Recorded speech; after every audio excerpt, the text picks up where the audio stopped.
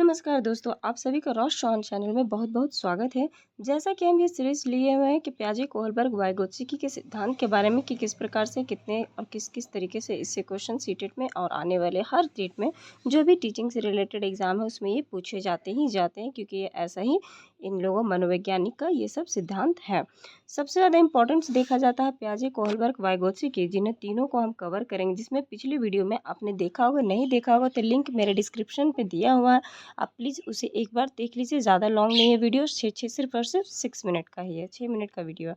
तो उसमें मैंने वाइगोत्स्की का संज्ञानात्मक विकास का सिद्धांत के बारे में कुछ टॉपिक्स यानी कि कुछ पॉइंट्स करवाए हैं। हो सकता है इन पॉइंट से रिलेटेड आपसे क्वेश्चंस भी आ जाए, क्योंकि आप देख सकते हैं और उसे पढ़कर खुद जान सकते हैं कि क्या उनसे आया है या नहीं आया है अब तक के क्वेश्चंस में, यानी कि प्रीवियस ईयर क्वेश्चंस में। चलिए आज देखते हैं वाइगोत्स्की का सिद्धांत। चलिए वाइगोत्स्की के सिद्धांत के बारे में अच्छे से जानते हैं कि ये क्या दिया गया है इनके सिद्धांत में, जिनसे क्वेश्चन पूछे ही जाते हैं।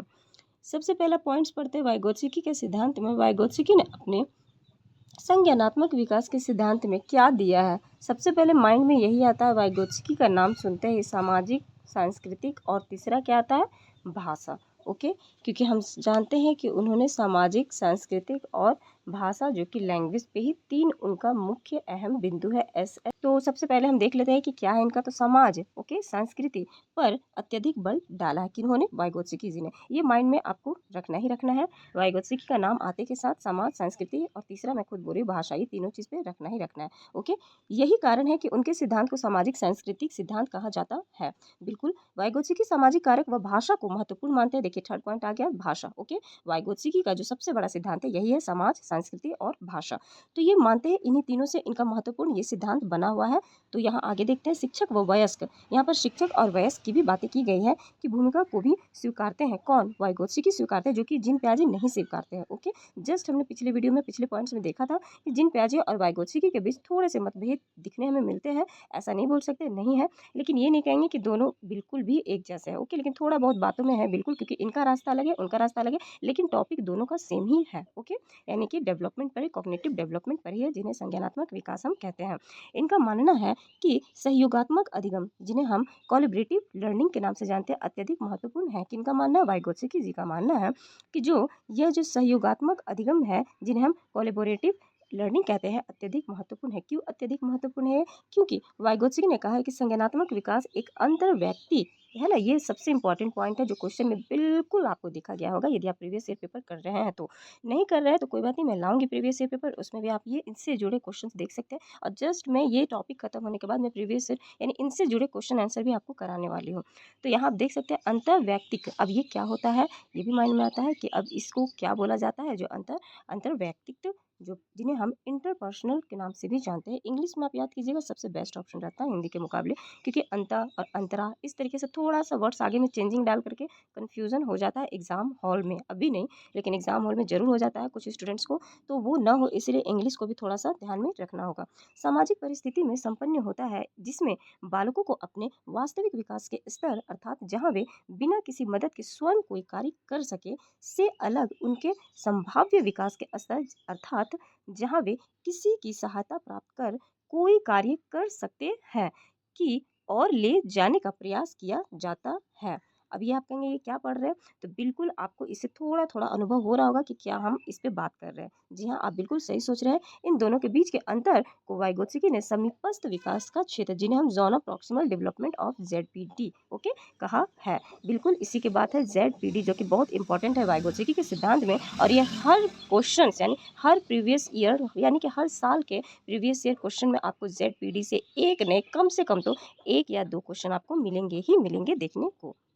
और अब ये दिमाग में ये भी आता है कि ये होता क्या है ZPD, तो ऑब्वियसली अभी आपको दो प्रकार का दिया गया, इस पे आप ध्यान कीजिएगा। ओके, ध्यान दीजिएगा थोड़ा सा।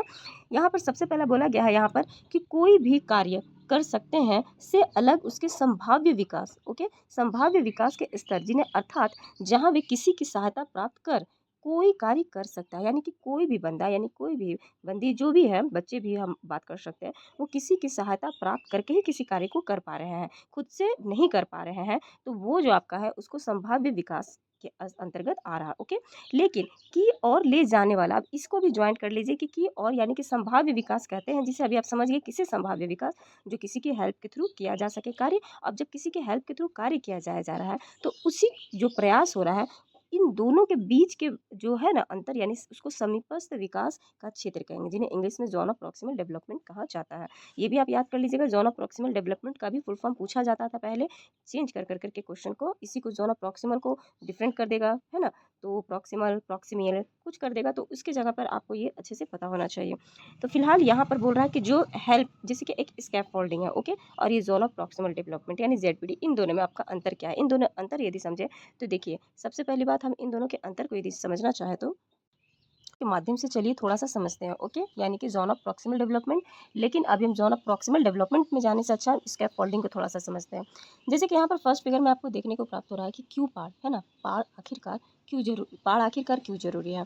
5 पृष्ठ निबंध शुभ शुक्रवार को 13 अक्टूबर, यहाँ लिखा गया है, ये टीचर जी ने स्टूडेंट को दिया। ओके, पहला सोच रहा है ना हूँ, नहीं हो पाएगा, मैं असफल होने जा रहा हूँ।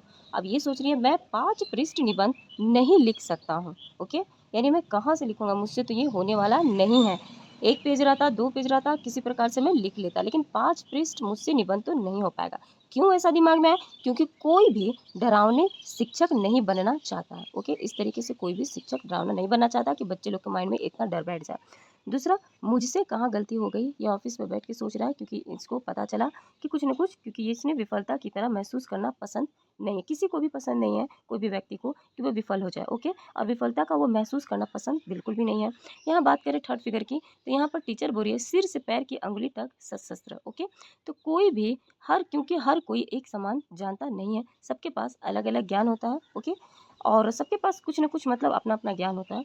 तो इन फिगर के माध्यम से हमने समझा, और एक देखिए स्कैफोल्डिंग का सबसे बेस्ट है ना एग्जाम्पल, ये जो आप देखने को आपको फिगर प्राप्त हो रहा है, क्या प्राप्त हो रहा है कि ये जो बिल्डिंग तैयार हो किया जाया जा रहा है, ये बिना सहारे के नहीं बन सकता है।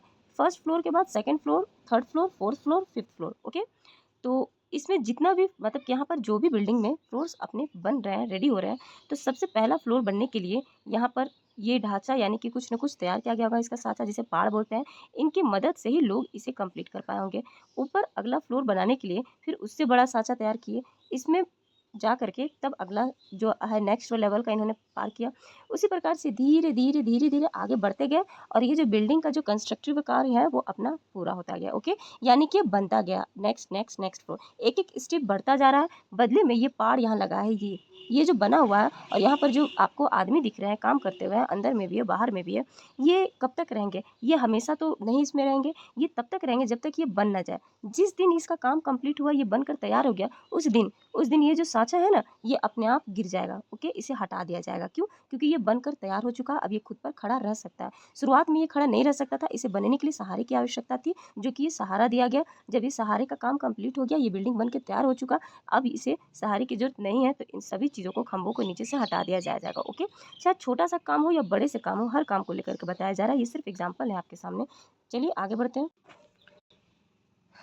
चलिए, जैसा कि यहाँ पर जेडपीडी, ओके, यानी कि जोन ऑफ प्रॉक्सिमल डेवलपमेंट के बारे में भी थोड़ा सा समझ लेते हैं। सबसे पहला फिगर को आप देख करके समझ सकते हैं कि यहाँ पर सबसे पहला बोला जाया जा रहा है कि what I can't do. Okay, what I can't do, यानी कि कहा जाए तो मैं क्या नहीं कर सकता। तो शुरुआत में लगता है ना कि नहीं, मुझसे नहीं होगा, मैं नहीं कर सकूंगा, मुझसे ये हो नहीं सकता, मैं नहीं कर पाऊंगा। लेकिन जो इसका सेकंड स्टेप आता है, जिन्हें आप येलो कलर में देख रहे हैं, वहाँ पर जस्ट इसी का थिंकिंग आ जाता है कि what I can do with help. Okay, कि मैं मदद से क्या कर सकता हूँ, यदि किसी की मुझे हेल्प मिल जाती है तो क्या मैं उनके हेल्प के सहारे पे मैं कर सकता। तो ये जो सोच है ना, तो यही जोन ऑफ प्रॉक्सिमल डेवलपमेंट का यानी जेडपीडी का ही आधार है। ओके, तो ये जो नीड्स है, इसी नीड्स को पूरा करता है, जो हमारे अंदर ये जो जगता है। Okay, learners where he need to be, तो ये जो नीड है इसको कंप्लीट करना है, जो कि किसी भी के थ्रू यानी दूसरे के थ्रू मिल जाता है। और जब उनके थ्रू हमें हेल्प मिल जाता है, जब मदद मिल जाती है, तो दिमाग में क्या आता है, ये ग्रीन वाला आता है कि व्हाट आई कैन डू, कि मैं क्या कर सकता हूँ, लगता है कि हाँ मैं कर सकता हूँ, लेकिन पॉजिटिव वे में आने लगता है। ओके, यानी कि where the learner is right now. Okay, तो ये जो माइंड में कंसेप्ट बनने लगता है, ये जेडपी के थ्रू ही, इसी का नियम है, आधार है। फॉर एग्जाम्पल, सबसे बड़ा एग्जाम्पल जो बोला जाता है कि सीटेट का आप एग्जाम दे रहे हो। अब सीटेट का एग्जाम जब आप दे रहे हो, तो सबसे पहला चरण सीमा में आप आए हो, तो यहाँ पर माइंड में यही आएगा कि मैं इसके बारे में कुछ नहीं जानता, ना सिलेबस जानता हूँ, ना इसके बारे में टॉपिक जानता हूँ, करना क्या होगा मुझे, किस टाइप के क्वेश्चन आएंगे, क्या क्या कर आएंगे, बहुत सारे क्वेश्चन दिमाग में आते हैं, हाँ लेकिन सीटेट मुझे देना है।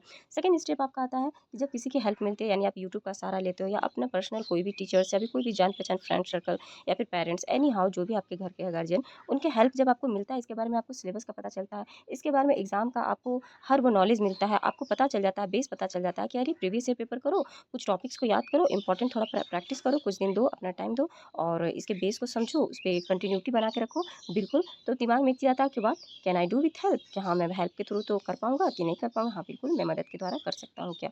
माइंड में इस टाइप के कंसेप्ट आते हैं। तो ये जो कंसेप्ट आते हैं, वो जो सामने वाला बंदा जो भी आपका मदद किया हो, चाहे वो किसी चीज़ के थ्रू हो, तो आपका मार्क्स स्कोर शुरू में जो भी रहा हो, आप कर सकते हो कितना, आपका 90 मार्क्स से होकर क्वालिफाई है ऐसा आप जान रहे हो। तो चलो जनरल जो क्वालिफाइंग 90 मार्क्स चलो मेरा आने वाला है, तो इससे लगता नहीं मुझे कि फर्स्ट स्टेप में आ पाएगा। ओके, लेकिन जब हेल्प मिल जाती है, जब किसी की मदद मिलती है उसमें, जब यूट्यूब का सहारा है किसी भी की हेल्प के थ्रू, जब उसमें हमें जानकारी प्राप्त और ज्ञान का सृजन होने लगता है, तो माइंड में आने लगता है या मैडम में 90 एकदम अचीव कर सकता हूँ, बिल्कुल मुझसे हो जाएगा।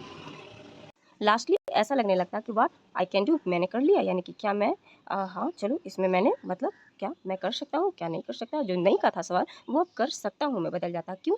क्योंकि इसलिए क्योंकि आपको वो जो सेकंड जो स्टेप है ना, वो बहुत बड़ा हेल्प रोल करता है। जो 90 मार्क्स लाने के लिए शुरुआत में आपको लग रहा था मैं ला पाऊंगा कि नहीं, जब हेल्प मिला तो लगा कि 90 क्या, मैं तो 120 ला सकता, 120 प्लस भी ला सकता हूँ, या ये चीज़ इतना इतना ही है बस, और इसे तो मैं कर सकता हूँ। तो ये कॉन्फिडेंट आया कहाँ से? तो ये जो आया बीच के जो हेल्प आया जो येलो कलर वाला है, इसके थ्रू, इसी को ये ZPT कहते हैं। ओके, यानी कि जो बीच में आपको जो लर्नर्स जो एक नीड्स जो था आपको वो आपका फुलफिल किया गया,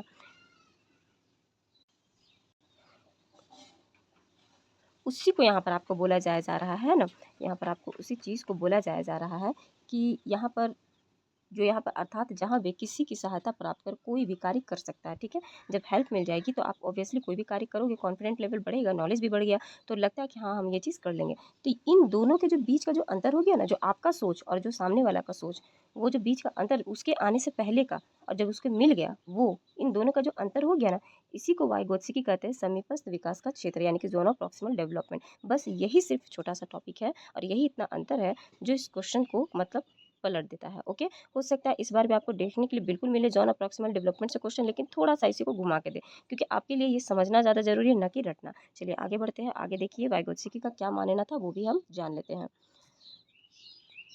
भाषा व चिंतन। ओके, भाषा व चिंतन दोनों का विकास अलग अलग होता है। बाद में कार्य करने के लिए दोनों मिल सकते हैं, लेकिन संभावना कम है। परंतु बिना भाषा के चिंतन नहीं किया जा सकता है। इन्होंने ही भाषा की अवस्था बताई और जो कि निम्नवत है। तो बिल्कुल वाइगोत्स्की ने ही भाषा के बारे में, लैंग्वेज पे भी बहुत सारे चिंतन को बताया, दर्शाया। ये क्वेश्चन आता है आपका भाषा चिंतन से रिलेटेड, बिल्कुल आता है। लैंग्वेज में भी पूछा जाता है वाइगोत्स्की को, ऐसा नहीं कि नहीं पूछा जाता है। हम हिंदी में भी देख सकते हैं, पेडागोजी पेडागोजी कहीं से भी किसी भी टॉपिक को उठाकर आपको किसी भी सब्जेक्ट में पूछ सकता है, चाहे आप इंग्लिश ले रहे हो, चाहे हिंदी भी दे रहे हो, या फिर आप नॉर्मल CDP का ही कार्य कर रहे हो। ऐसा नहीं है कि पेडागोजी सिर्फ CDP तक ही आपका मतलब वहाँ तक ही आपका सीमित रहेगा, नहीं, इसके बाद भी पूछा जा सकता है। यहाँ देखते हैं सबसे पहले किस प्रकार से उन्होंने भाषा की अवस्था को बताया, वो देख लीजिए। सबसे पहला टॉपिक है सहज अवस्था, जिसे नेटिव स्टेज कहते हैं। इस अवस्था में बालक कोई भी शब्द धीरे धीरे, आराम व आसानी से सीख लेता है और इसमें कोई चिंतन नहीं करता है कि वह क्यों कर रहा है। इस अवस्था में अधिगम कराने के लिए चित्र का प्रयोग किया जाता है। ओके, तो ये अवस्था आप देख रहे हैं कि इस अवस्था में बालक कोई भी शब्द धीरे धीरे, आराम से और आसानी से सीख लेता है, क्योंकि सहज नाम ही है।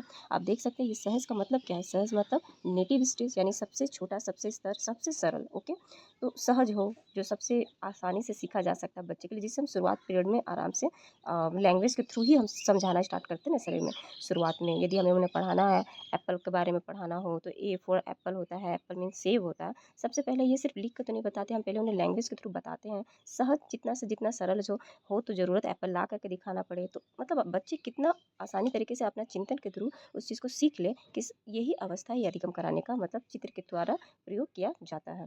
इसमें चित्र का सबसे ज़्यादा प्रयोग किया जाता है सहज अवस्था में। सेकंड में आपका आ जाता है अहम केंद्रित अवस्था, जिसे ईगो सेंट्रिक स्टेज के नाम से जाना जाता है। अहम केंद्रित अवस्था के नाम से आप जान रहे हैं कि खुद में केंद्रित करना है, को केंद्र बिंदु होना। तो इस अवस्था में वह अपने आप को महत्वपूर्ण समझता है और अपनी बातों को दोहराता है। बिल्कुल घर में छोटे बच्चे बिल्कुल होंगे आपके, हमारे भी है। यदि उन्हें हम कुछ टॉपिक कर रहे हैं, कुछ काम कर रहे हैं और उन्हें हमें कुछ बताना हो, कुछ अपनी बातें करनी हो, तो वो एक ही बात को तब तक बोलते रहेंगे आपके सामने जब तक आप उस पर रिप्लाई नहीं दे दोगे। बोलोगे, यदि छोटे बच्चे हैं, मम्मी से कुछ बोलना है तो मम्मी देखो मैंने ये चीज़ कर दिया, मम्मी देखो मैंने ये काम कर दिया। आप नहीं सुनोगे, नहीं जवाब दोगे, उनको रिस्पॉन्स नहीं, तो आप सुन रहे हो फिर भी बोलोगे फिर भी उनका कोई संतुष्टि नहीं। जब आपको रिप्लाई वाह तुमने कर दिया, वेरी गुड, बहुत बढ़िया बहुत बढ़िया, बस उनको संतुष्टि मिल जाएगा। तो वो तब तक उस चीज़ को दोहराएं, क्योंकि वो अहम केंद्रित की अवस्था में है ना, ईगो सेंट्रिक है। उनका कहना है मैं सबसे इंपॉर्टेंट हूँ, सबसे ज़्यादा मतलब अपने आप को महत्वपूर्ण समझना, है ना। चलिए नेक्स्ट देखिए, नेक्स्ट आपका आ जाता है इसमें। नेक्स्ट हमारा टॉपिक है आंतरिक भाषण, ओके, जिन्हें हम इनर स्पीच के नाम से जानते हैं, और इनका दूसरा नाम हिंदी में देखें तो आत्म नियमन। कौन सा नाम बोला जाएगा? आत्म नियमन। जैसा कि इनर स्पीच यानी आत्म नियमन के लिए, जिन्हें हम आत्म नियमन भी बोल सकते हैं सेकंड लैंग्वेज में, यानी कि जैसे कि हिंदी के मुकाबले इंग्लिश भी आप देख सकते हैं इनर स्पीच। इनर यानी मन ही मन में, अंदर से आत्म, ओके, नियमन करना के लिए भाषा का उपयोग किया जाता है। बालक मन ही मन में पढ़ने लगता है तथा सोचने लगता है। ये लगभग आपको 7 वर्ष से अत्यधिक स्टेज में यानी उम्र में देखने को प्राप्त मिलेगा बच्चों के अंदर। क्यों? क्योंकि बच्चे अब जैसे स्कूल में होता है ना, मौन पठन कीजिए बोला जाता है, टीचर्स बोलती थी हमारे समय में, तो हम मन ही मन में पढ़ने लगते थे बुक को खोल करके, ओके। जैसे लाइब्रेरी में सबसे बेस्ट एग्जांपल है, लाइब्रेरी में आपको साउंड नहीं आना चाहिए, ओके, ध्वनि साउंड नहीं आना चाहिए। टीचर्स रहते हैं, सबको बुक्स रहते हैं, वहाँ पर टेबल सारी चीज़ों की व्यवस्था रहती है, आप वहाँ जाइए, लिख सकते हैं, पढ़ सकते हैं, लेकिन वहाँ साउंड नहीं करना है, मन ही मन पढ़ना। क्यों लाइब्रेरी बनाई है? ताकि मन की जो एकाग्रता है और सोच है वो बढ़ाया जा सके, ओके। तो इस तरीके से भी हम मन ही मन में भी सोच सकते हैं। तो ये कब आता? आंतरिक भाषण यह आ जाता है 7 या 8 वर्ष के अत्यधिक आयु में, ओके। तो ये भी वाइगोत्स्की के अकॉर्डिंग ही दिया गया है। नेक्स्ट हम देखते हैं वाइगोत्स्की ने चिंतन के लिए निम्न अवस्थाएं बताए हैं। उन्होंने कुछ अवस्थाएं दी हैं, उन अवस्थाओं को भी चलिए जान लेते हैं कौन कौन सी अवस्था है। लेकिन ये अवस्थाएं काफ़ी इंपॉर्टेंट है माय फ्रेंड्स, देखिएगा ठीक से, है ना। हो सके तो आप कॉपी या जहाँ पर भी आपको लगे आप नोट्स जरूर बनाइएगा। इसके लिए यदि नोट्स बना रहे हैं तो बिल्कुल इसे राइट कीजिएगा। जिसमें पहला, दूसरा, तीसरा, सबसे पहला जो इनके चिंतन की अवस्था है वो यह है कि एक सी वस्तुओं को इकट्ठा करना, ओके, यानी कि कलेक्शन ऑफ सेम थिंग्स, एक जैसी वस्तुओं को इकट्ठा करता है और अन्य से भिन्नता स्थापित करने का ज्ञान प्राप्त करता है। तो ये बच्चों में बिल्कुल देखा जा सकता है, ओके। हम देखते हैं उनमें वस्तुओं को इकट्ठा करने का रहता है, और जैसा एक वस्तुओं को इकट्ठा करते समय अन्य भिन्नता भी स्थापित ज्ञान प्राप्त करता है, वो देखते भी है कि मेरे जैसा मतलब है सेम टू सेम या नहीं है। तो कलेक्शन ऑफ सेम थिंग्स का भी हमें बच्चों में ये चिंतन देखने को प्राप्त मिलता है। सेकंड जो इनका है चिंतन की अवस्था वो सृजनात्मक से है, ओके। सृजनात्मक यानी कि रूप से चिंतन यानी थिंकिंग एज अ क्रिएटिविटी, अपनी तरफ से कुछ भी चीज़ें जोड़ता है, जिन्हें हम प्रत्यक्षीकरण यानी कि परसेप्शंस के नाम से भी जानते हैं। आप देखेंगे बच्चे कुछ न कुछ तोड़-फोड़ में लगे रहेंगे, ओके। जैसे वे इकट्ठा करने पे लगे रहते हैं। मेरे घर के बच्चे जितना सामान मिलेगा, जो भी पसंद आ जाएँगे, वो रोज़ इकट्ठा करते हैं और खेलते हैं और छोड़ देते हैं। हमें वापस उसको ठीक से अपने-अपने जगह पर रखनी पड़ती है। और यहाँ यदि उनमें क्रिएटिविटी इसी चीज़ से झलकता भी, जब वो इकट्ठा करते हैं तो उन चीज़ों को जोड़ते हैं, तोड़ते हैं, उनमें मतलब एक से एक चीज़ अपना वो कार्य करते हैं। तो ये सृजनात्मक यानी कि प्रत्यक्षीकरण में हम इसे देख सकते हैं। थर्ड की बात करें तो थर्ड ऑप्शन हमारा यहाँ पर आपको देखने को प्राप्त हो जाएगा संप्रत्यात्मक चिंतन, ओके। संप्रत्यात्मक चिंतन किस प्रकार से उनमें आता है? तो वो कंसेप्चुअल थिंकिंग आती है। इसमें संप्रत्यय को समझ करके वह उत्तर देता है, और इसके लिए भाषा जरूरी है, ओके, क्योंकि भाषा ही सबसे मेन मुद्दा होता है ना, हमें एक दूसरे से जोड़ने का और समझने का। यदि हम भाषा के माध्यम से नहीं जुड़ेंगे तो हम एक दूसरे को बातें ना बता पाएंगे ना, और ना समझ पाएंगे कि सामने वाला हमसे क्या बोलना चाह रहा है। तो उन्हें हमसे और हमें उनसे जोड़ने के लिए क्या सबसे इंपॉर्टेंट मुख्य बात है? वो है भाषा। तो भाषा बहुत ज़्यादा ज़रूरी है। यही सबसे ज़्यादा वाइगोत्स्की का चिंतन में, ध्यान रखिएगा, थिंकिंग में सबसे इनकी अवस्था निम्न अवस्थाएं बताई जाती है। नेक्स्ट जो सबसे ज़्यादा इंपॉर्टेंट पॉइंट है, थोड़ा सा ये भी जाने से पहले देख लेते हैं इस वीडियो में जो नोट्स के तौर पे आपको दिया गया है, इसे बिल्कुल नोट कीजिएगा। हमने अब तक जो वाइगोत्स्की के बारे में जाना है, तो वाइगोत्स्की का जो अधिगम है सिद्धांत भी समाज संस्कृति, ओके, जो इनका सिद्धांत है वाइगोत्स्की का अधिगम सिद्धांत, वो समाज संस्कृति को महत्व देता है, ये सब आप जानते हैं। इन्होंने समायोजन को भी महत्वपूर्ण माना है, बिल्कुल इस चीज़ को भी आपको ध्यान में रखना। समायोजन को इन्होंने बहुत ज़्यादा महत्वपूर्ण भी माना तथा कहा है कि समायोजन के लिए अधिगम महत्वपूर्ण है। नेक्स्ट पॉइंट देखिए जो है वो कहा गया वाइगोत्स्की खेल को महत्वपूर्ण मानते हुए कहते हैं कि यह बालक के संज्ञानात्मक, संवेगात्मक तथा सामाजिक विकास के लिए आवश्यक है। क्या? बिल्कुल खेल, ओके, क्योंकि खेल इनके जीवन में महत्वपूर्ण, क्योंकि खेल के माध्यम से बच्चा अपने संज्ञान का, है ना, निर्माण करता है, उनका कॉग्निटिव डेवलपमेंट होता है, संवेग का यानी इमोशनली होता है, और सामाजिक यानी कि सोशल से रिलेटेड उनमें सामाजिक विकास देखने को प्राप्त मिलता है खेल के माध्यम से। तो क्योंकि खेल व्यवहार को संगठित करता है तथा आत्मनियंत्रण के विकास में सहायक सिद्ध होता है।